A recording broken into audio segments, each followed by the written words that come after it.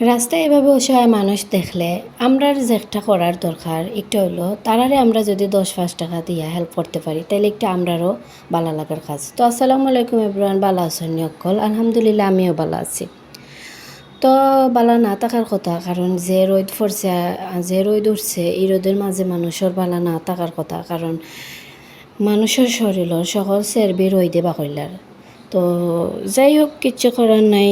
আল্লাহ যে একটা বলা মনে করবা, আল্লাহ একটাও করবা, রোদ দিবা বৃষ্টি দিবা, এটা তো কোনো ব্যাপার না।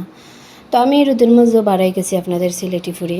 তো আমি বারণি মানেও একজন অসহায় মানুষের কিছু একটা দেওয়া, বা আমার কাছ থেকে কিছু 10-5 টাকা দিয়া একটা রুটির ব্যবস্থা করে দেওয়া।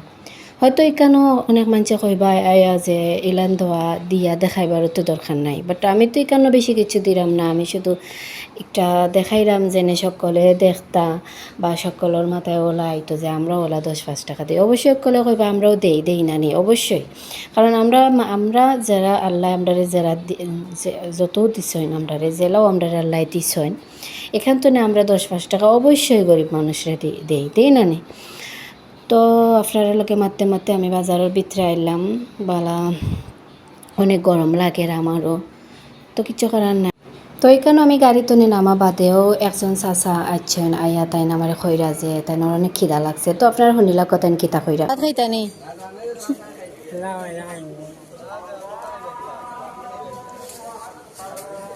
বাড়ি কই? তাজপুর। বাড়িত কেউ নাইনি? বাসাত কেউ নাইনি?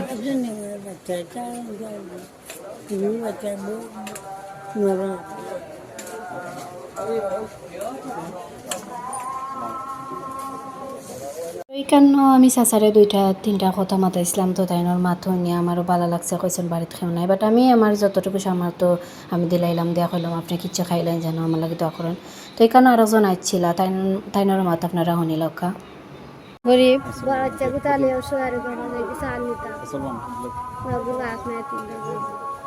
যাও দোয়া কইরা, বুঝছো নি? আচ্ছা।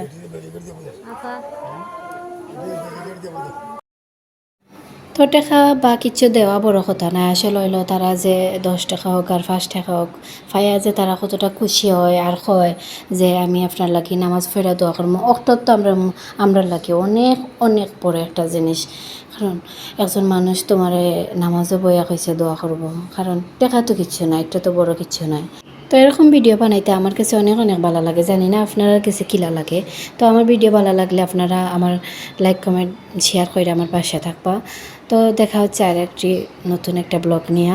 তো সকল ভালো থাকবা, আল্লাহ হাফিজ।